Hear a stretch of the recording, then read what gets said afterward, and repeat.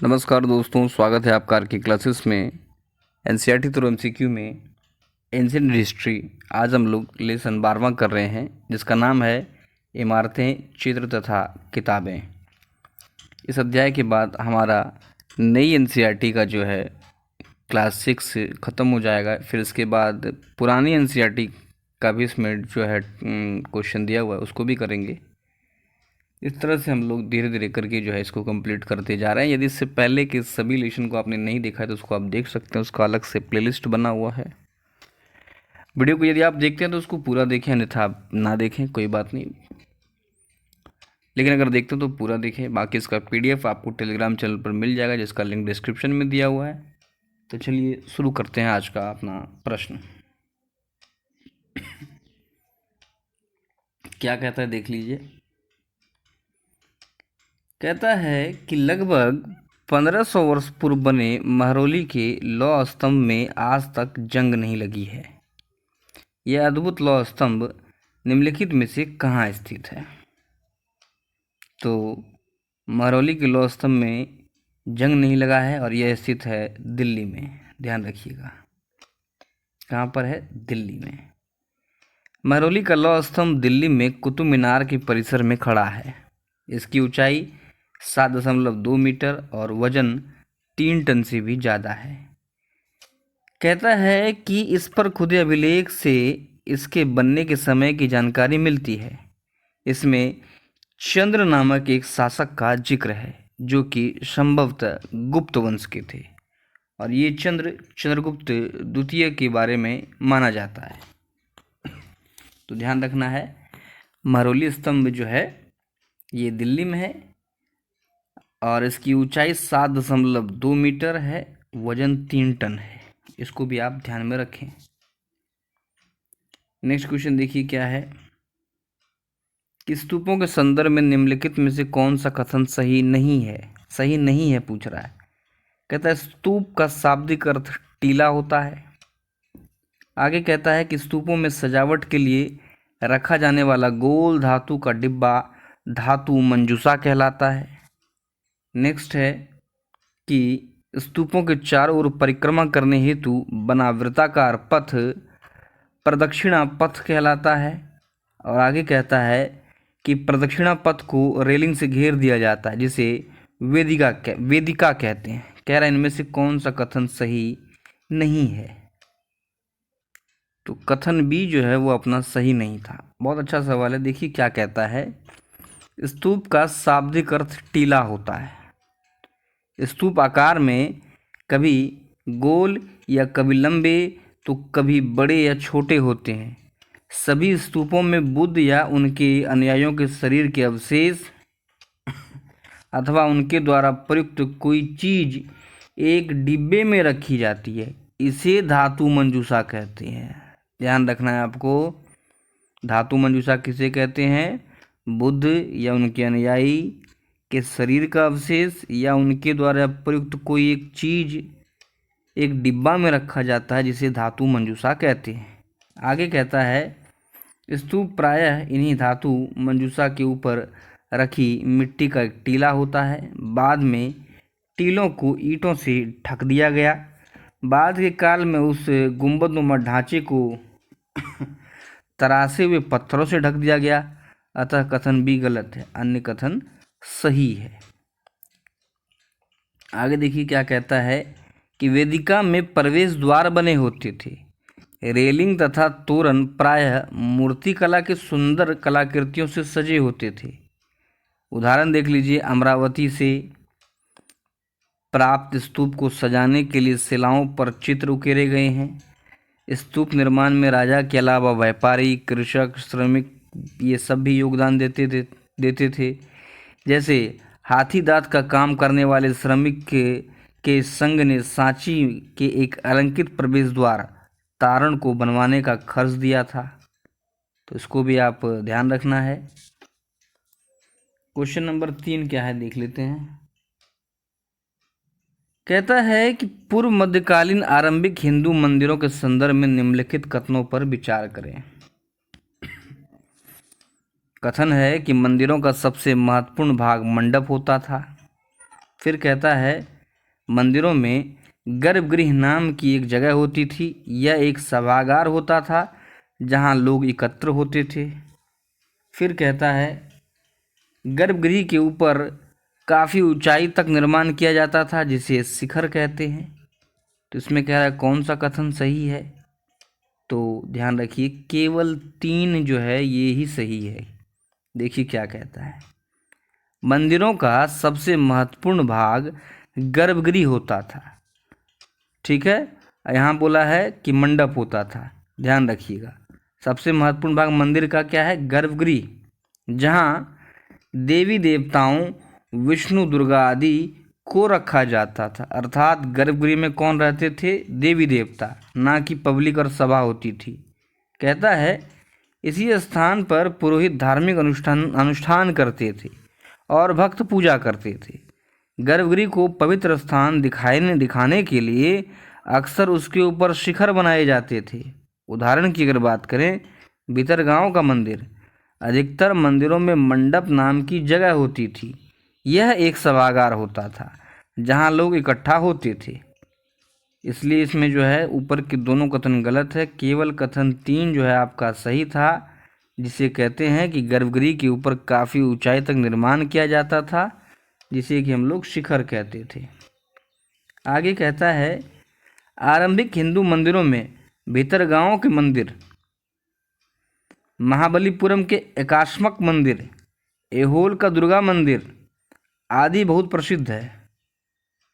एकाश्म मंदिर की विशेषता है कि इन्हें एक ही विशाल शिलाखंड के ऊपर से नीचे की ओर तराश कर बनाया जाता था। ध्यान रखना है एकाश्म मंदिर की बात हो रही है। नेक्स्ट क्वेश्चन देखते हैं क्या है। पुराण के संदर्भ में निम्नलिखित में कौन सा कथन सही नहीं है। कहता है कि पुराणों का पाठ पुजारी मंदिरों में किया करते थे। आगे कहता है इनमें पूजा विधि के साथ साथ संसार की सृष्टि तथा राजाओं के बारे में भी कहानियां हैं। फिर कहता है कि अधिकतर पुराण सरल संस्कृत श्लोक में लिखे गए हैं जिससे उसे सब सुन और समझ सके। फिर कहता है कि स्त्री शूद्र जिन्हें वेद पढ़ने की अनुमति नहीं थी वे पुराणों को भी नहीं सुन सकते थे। तो ध्यान रखिए ऑप्शन डी जो है गलत है। क्या कहता है कि कथन ए बी सी सही है परंतु डी गलत है क्योंकि स्त्री तथा शूद्र जिन्हें वेद पढ़ने की अनुमति नहीं थी वे भी पुराणों को सुन सकते थे। पुराण का शाब्दिक अर्थ है प्राचीन, ये पूर्व मध्यकाल में लिखे गए हैं। नेक्स्ट क्वेश्चन देखते हैं क्या है कि निम्नलिखित में कौन पुराणों के संकलन से संबंधित नहीं है। तो ध्यान रखना है मंखक जो है ये पुराण की संख्या से संकलन से जो है संबंधित नहीं है। इसके अलावा अगर बात करें तो व्यास, उग्रश्रवा, लोमहर्ष ये जो हैं पुराण के संकलन से संबंधित हैं। कहता है कि पुराण की कुल संख्या 18 है परंतु मत्स्य पुराण में लिखा है कि पहले पुराण एक ही था, उसी से अन्य सभी पुराण निकले हैं।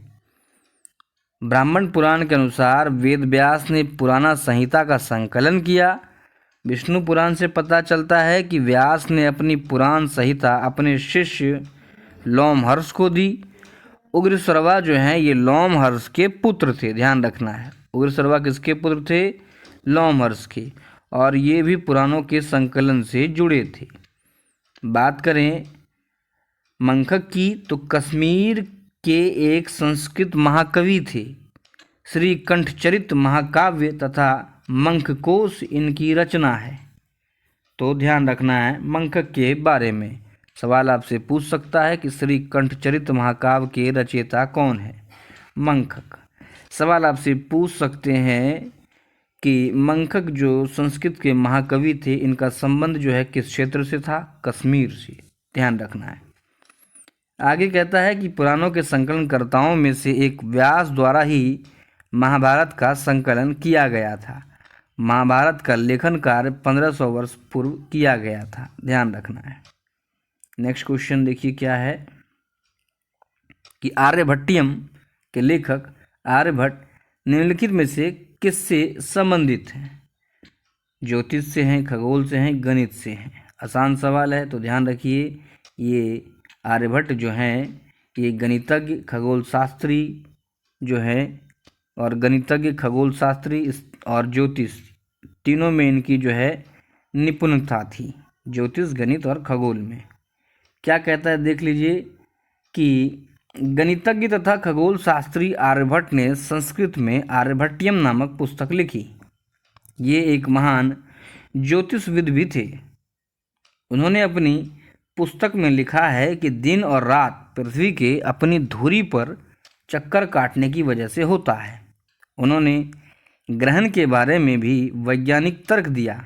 उन्होंने वृत्त की परिधि को मापने की भी विधि ढूंढ निकाली, जो लगभग उतनी ही सही है जितना आज प्रयुक्त होने वाली विधि। तो ध्यान रखना है आर्यभट्ट के बारे में, वो गणितज्ञ, खगोल शास्त्री और ज्योतिषविद तीनों थे। चलिए आगे देखते हैं क्या कहता है कि शून्य के संदर्भ में निम्नलिखित कथनों पर विचार कीजिए। भारत के गणितज्ञों ने शून्य के लिए एक नए चिन्ह का आविष्कार किया। आगे कहता है कि गिनती की यह पद्धति पहले यूरोपियों द्वारा अपनाई गई और उसके बाद पूरी अरब में फैल गई। फिर आगे कहता है कि रोम के निवासी शून्य का प्रयोग किए बगैर गिनती करते थे। तो ये कौन सा कथन सही है देखते हैं। ध्यान रखिए, कथन कहता है 1 एवं 3 सही है लेकिन 2 गलत है, क्योंकि गिनती की यह पद्धति जो थी पहले अरबों ने अपनाई तब यूरोप में फैली। अब वहाँ दिया है कि पहले यूरोपियों ने अपनाई फिर अरबों में फैली, इसलिए गलत हो गया। अन्य जो है अंकों का प्रयोग पहले से होता था, तो इस चीज़ का हमें ध्यान में रखना है। सूची 1 को सूची 2 से सम्मिलित करना है। देख लीजिए, शिल्पाधिकारम, मणिमेखलई, मेघदूतम, रामायण। तो यहाँ पर आप मिला सकते हैं, जैसे मेघदूत, रामायण आसान है। देखिए क्या कहता है, शिल्पाधिकारम एक प्रसिद्ध तमिल महाकाव्य है जिसकी रचना इलांगो द्वारा की गई थी। इसमें कोवलन नामक व्यापारी की कहानी है जो पुहार में रहता था। सवाल आपसे पूछ सकता है कि कोवलन नामक व्यापारी की कहानी जो है किस पुस्तक में है, तो शिल्पाधिकारम में, और इसका लेखक है इलांगो। ठीक है, बाकी आप जानते हैं मेघदूत कालिदास, रामायण वाल्मीकि, इस तरह से आप इसको मिला सकते हैं। नेक्स्ट देखते हैं, इसी में कुछ और पॉइंट दिया है कि मणिमेखलई नामक महाकाव्य तमिल के एक व्यापारी सितले सतनार द्वारा लिखा गया है। ध्यान रखना है, मणिमेखलई किसने लिखा है? सितले सतनार। इसमें कोवलन तथा माधवी के बेटी की कहानी है। आगे कहता है प्रसिद्ध गीतकाव्य मेघदूत कालिदास द्वारा रचित है। इसमें एक विरही प्रेमी बरसात के बादल को अपना संदेशवाहक बनाने की कल्पना करता है। कालिदास अपनी रचनाएं संस्कृत में लिखते थे। फिर कहता है संस्कृत महाकाव्य रामायण के रचनाकार वाल्मीकि हैं। इसमें कौशल के राजकुमार राम की कथा वर्णित है। नेक्स्ट क्वेश्चन कहता है कि कागज का आविष्कार कहाँ हुआ था, तो ये हुआ था चीन में। ध्यान रखिएगा, कागज का आविष्कार लगभग 1900 वर्ष पूर्व चीन में लून नामक व्यक्ति ने किया था। सवाल अगर आपसे पूछ ले कि चीन में कागज का आविष्कार किसने किया था, लून। लगभग 1400 वर्ष पूर्व यह तकनीक कोरिया तक पहुंची। इसके तुरंत बाद ही जापान तक फैल गई। 18 वर्ष पूर्व यह बगदाद में पहुंची, फिर बगदाद से यूरोप, अफ्रीका, एशिया के अन्य भागों में फैली। इस उपमहाद्वीप में कागज की जानकारी बगदाद से ही आई है, ध्यान रखिएगा। तो ये अपना जो है ख़त्म हो गया अध्याय। इसके बाद जो है पुरानी एनसीईआरटी को हम लोग स्टार्ट करेंगे। उसमें 9 लेसन है, उसको जल्दी ख़त्म कर देंगे। उम्मीद है आपको ये वीडियो अच्छा लगा होगा। वीडियो अच्छा लगा तो लाइक और शेयर ज़रूर करें, अधिक से अधिक सपोर्ट करें छोटे चैनल वालों को। हम लोग जैसे चैनल हैं। चलिए मिलते हैं।